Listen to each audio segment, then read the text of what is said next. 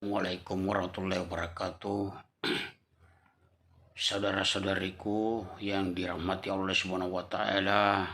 Tabarakallah, barakallahu fi umrik semuanya. Kali ini saya ingin memperlihatkan kembali masa-masa kehebatan seorang ustaz dari Papua, namanya Ustaz Fadlan ya. Ustaz Fadlan ini saya sering nonton beberapa belas tahun yang lalu.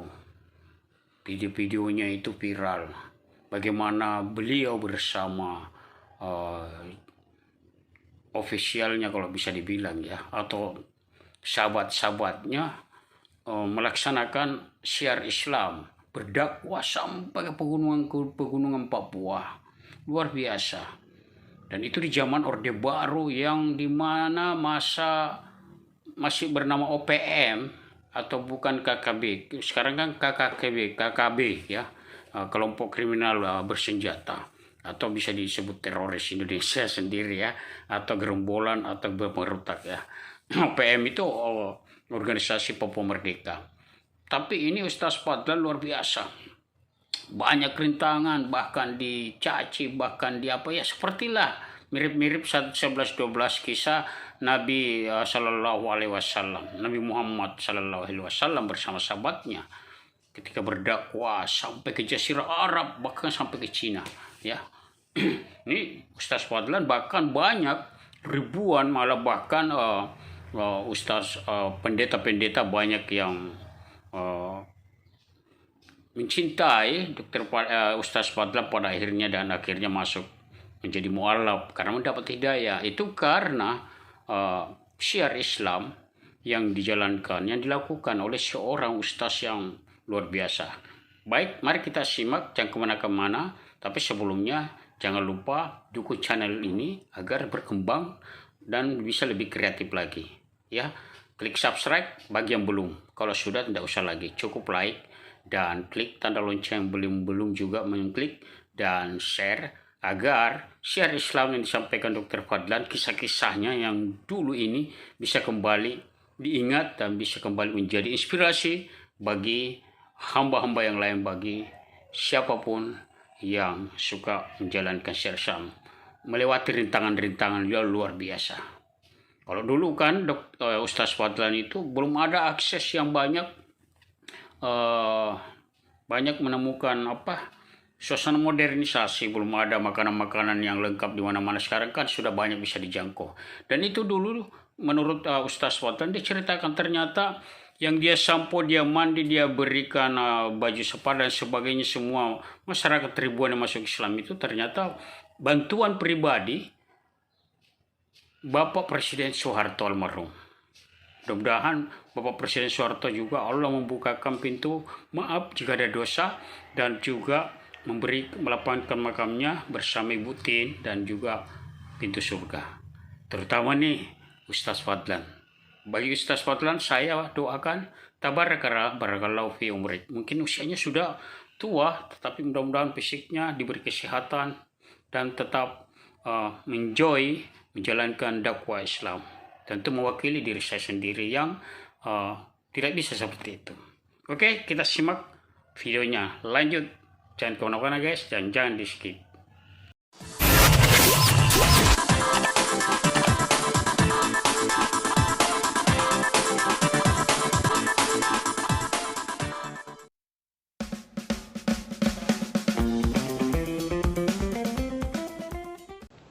Saya mencoba cari jawaban mana yang cocok. Akhirnya saya jawab, Bapak Kepala Suku, Mama-mama dan masyarakat, kami di atas panggung ini agama kami Islam.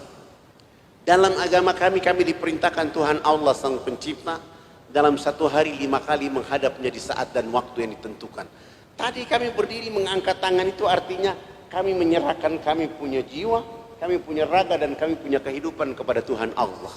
Yang kami bicara-bicara itu Allah Maha Besar, jiwa, raga, dan kehidupan kami kecil, sehingga tangan kiri kami ini malu menutup dada kami, tangan kanan kami pun malu menutup tangan kiri dan dada. Terserah Allah.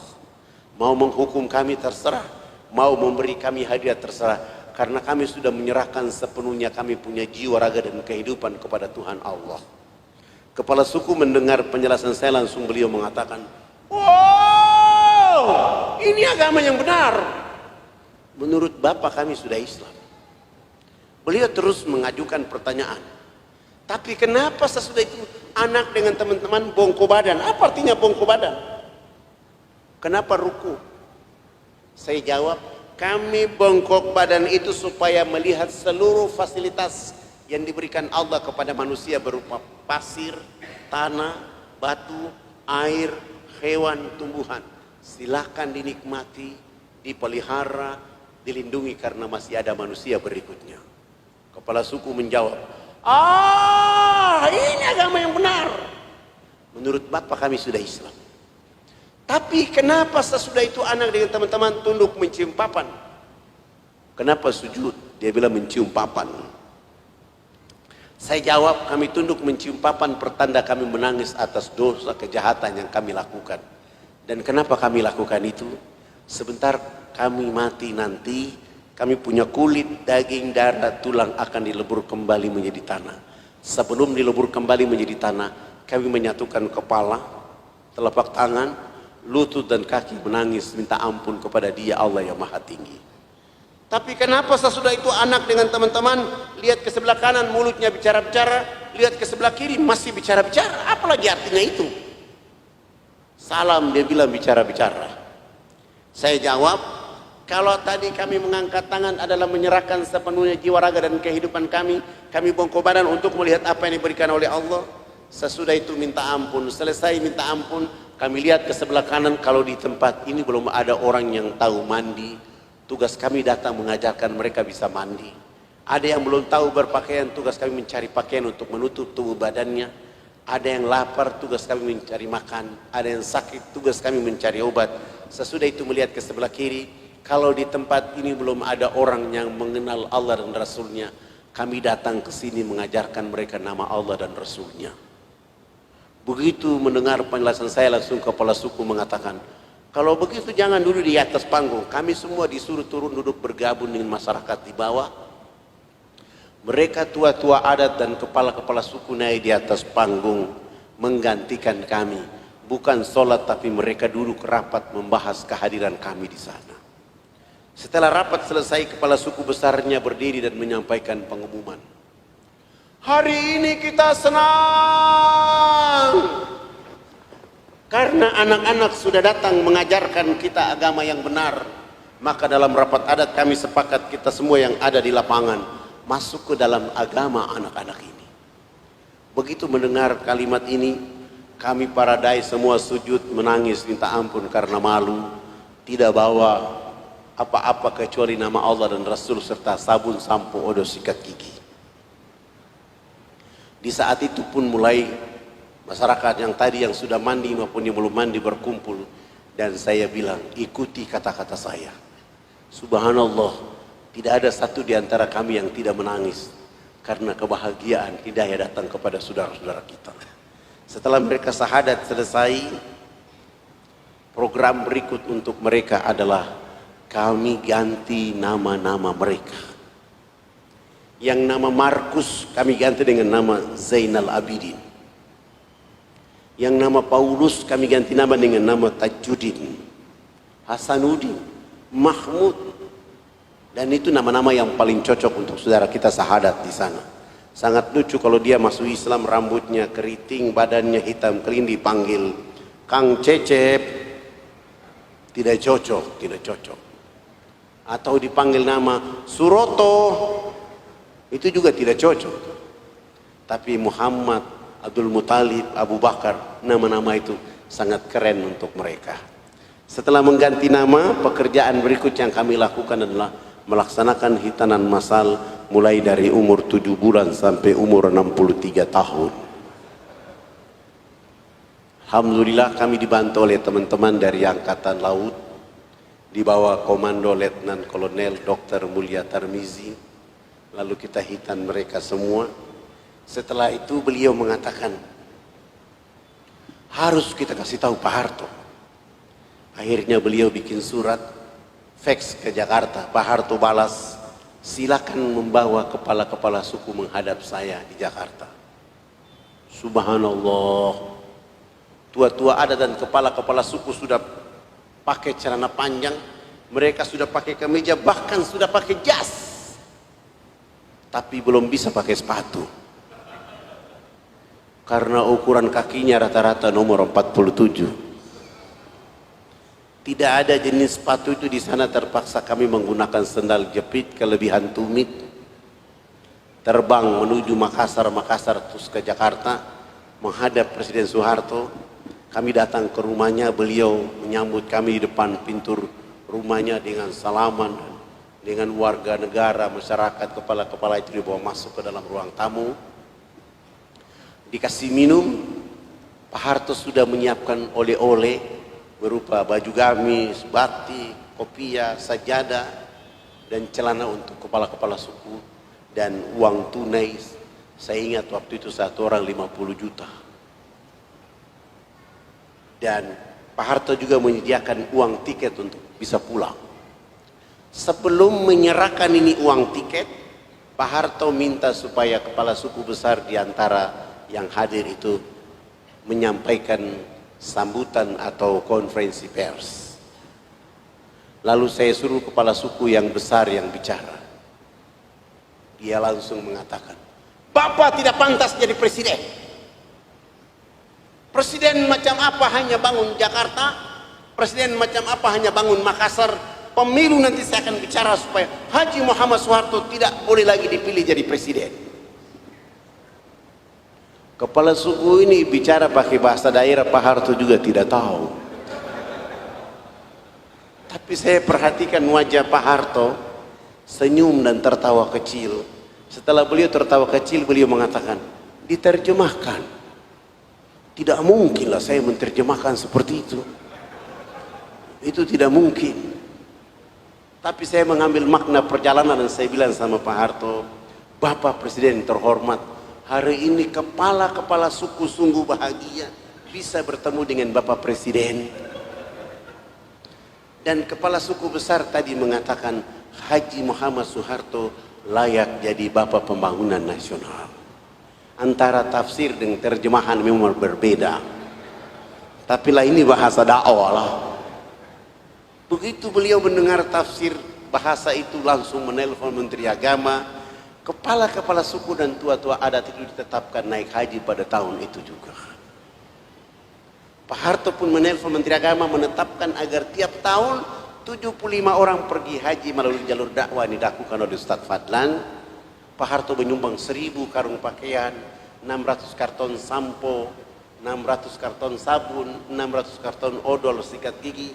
Pak Harto pun menyumbang 28 masjid, dan program nasional Pak Harto adalah pembangunan 917 unit rumah layak huni dengan program ABRI masuk desa.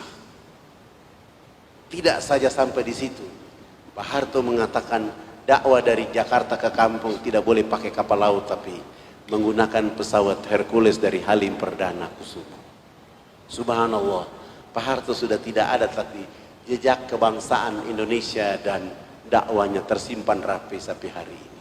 Anak-anak yang syahadat dibawa keluar sekolah di Muhammadiyah, Jakarta, Jogja, Semarang, Solo. Bahkan hari ini mereka ada yang sudah jadi camat, ada yang sekwilda, ada yang sudah jadi bupati, ada juga yang sudah jadi tentara polisi. Mereka menikmati apa yang ditetapkan oleh Pak Harto pada pembangunan masa lalu.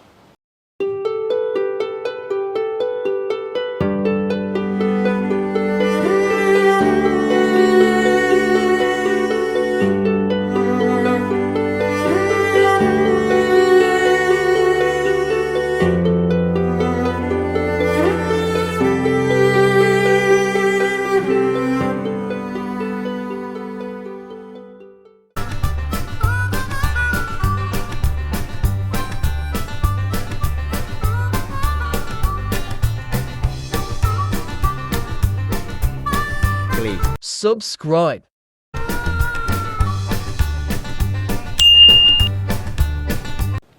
Saya mencoba cari jawaban mana yang cocok. Akhirnya saya jawab, Bapak Kepala Suku, Mama-mama dan masyarakat, kami di atas panggung ini agama kami Islam.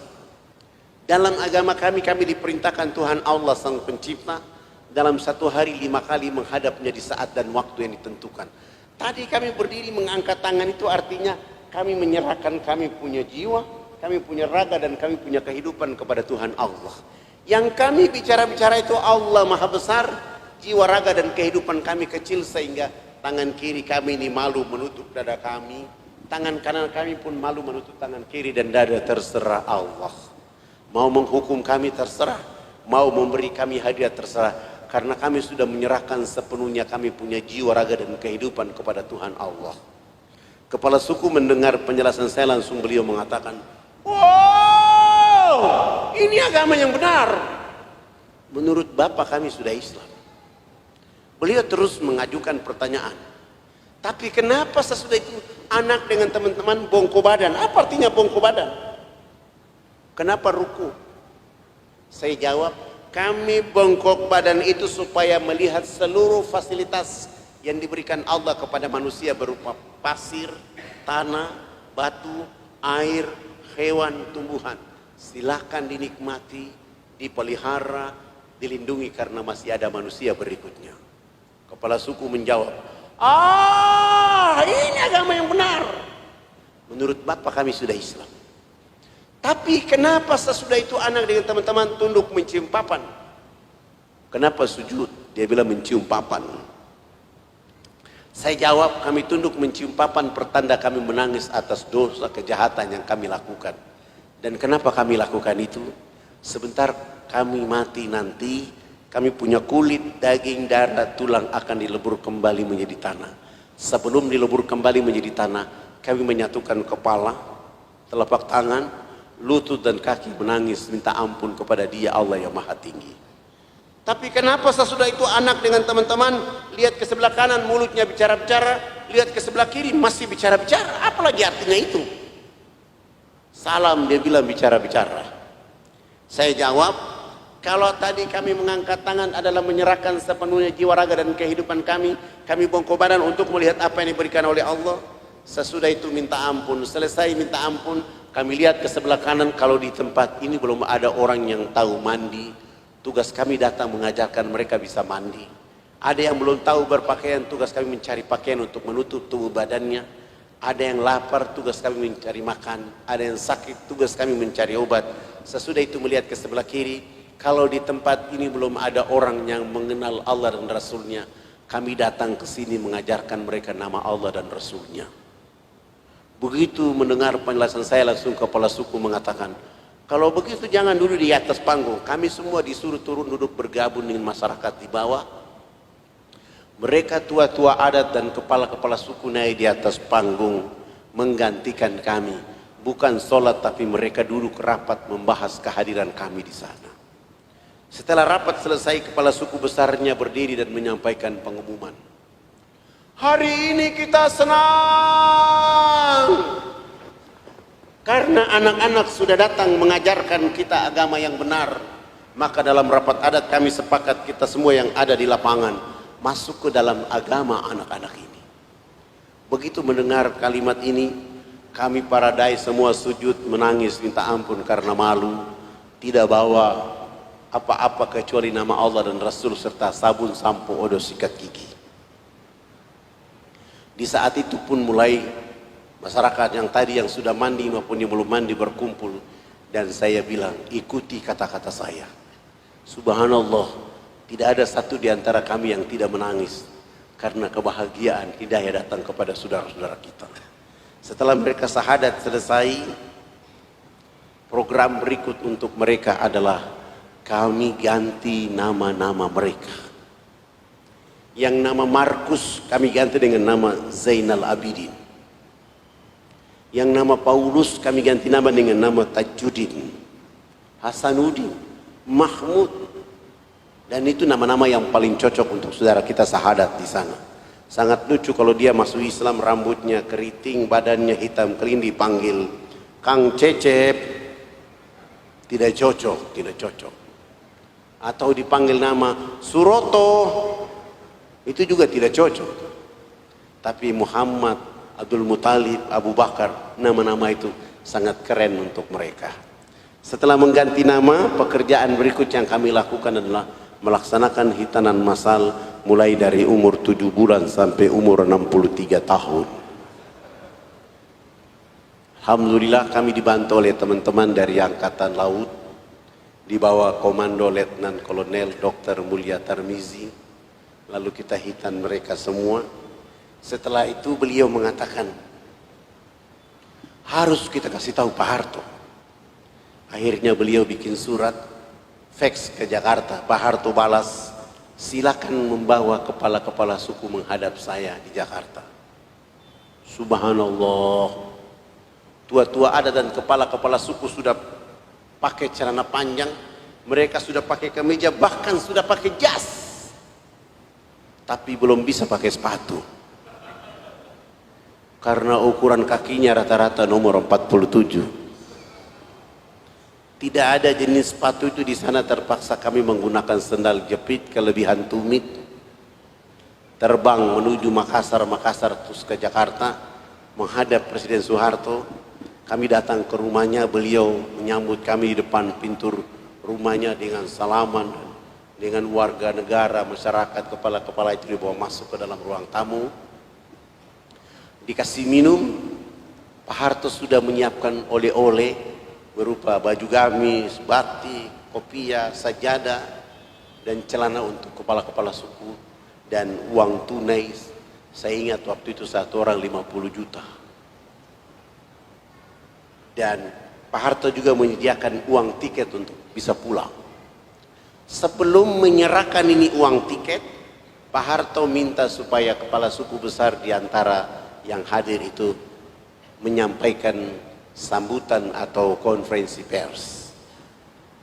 Lalu saya suruh kepala suku yang besar yang bicara. Dia langsung mengatakan, Bapak tidak pantas jadi presiden. Presiden macam apa hanya bangun Jakarta, presiden macam apa hanya bangun Makassar. Pemilu nanti saya akan bicara supaya Haji Muhammad Soeharto tidak boleh lagi dipilih jadi presiden. Kepala suku ini bicara pakai bahasa daerah, Pak Harto juga tidak tahu. Tapi saya perhatikan wajah Pak Harto, senyum dan tertawa kecil. Setelah beliau tertawa kecil, beliau mengatakan, diterjemahkan. Tidak mungkinlah saya menerjemahkan seperti itu. Itu tidak mungkin. Tapi saya mengambil makna perjalanan dan saya bilang sama Pak Harto, Bapak Presiden terhormat, hari ini kepala-kepala suku sungguh bahagia bisa bertemu dengan Bapak Presiden. Dan kepala suku besar tadi mengatakan Haji Muhammad Soeharto layak jadi Bapak Pembangunan Nasional. Antara tafsir dan terjemahan memang berbeda. Tapi lah ini bahasa dakwah lah. Begitu beliau mendengar tafsir bahasa itu langsung menelpon Menteri Agama. Kepala-kepala suku dan tua-tua adat itu ditetapkan naik haji pada tahun itu juga. Pak Harto pun menelpon Menteri Agama menetapkan agar tiap tahun 75 orang pergi haji melalui jalur dakwah yang dilakukan oleh Ustadz Fadlan.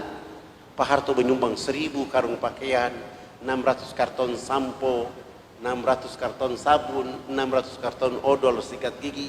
Pak Harto pun menyumbang 28 masjid. Dan program nasional Pak Harto adalah pembangunan 917 unit rumah layak huni dengan program ABRI masuk desa. Tidak saja sampai di situ, Pak Harto mengatakan dakwah dari Jakarta ke kampung tidak boleh pakai kapal laut, tapi menggunakan pesawat Hercules dari Halim Perdana Kusuma. Subhanallah, Pak Harto sudah tidak ada, tapi jejak kebangsaan Indonesia dan dakwanya tersimpan rapi sampai hari ini. Anak-anak yang sahadat dibawa keluar sekolah di Muhammadiyah, Jakarta, Jogja, Semarang, Solo. Bahkan hari ini mereka ada yang sudah jadi camat, ada yang sekwilda, ada yang sudah jadi bupati, ada juga yang sudah jadi tentara polisi. Mereka menikmati apa yang ditetapkan oleh Pak Harto pada pembangunan masa lalu.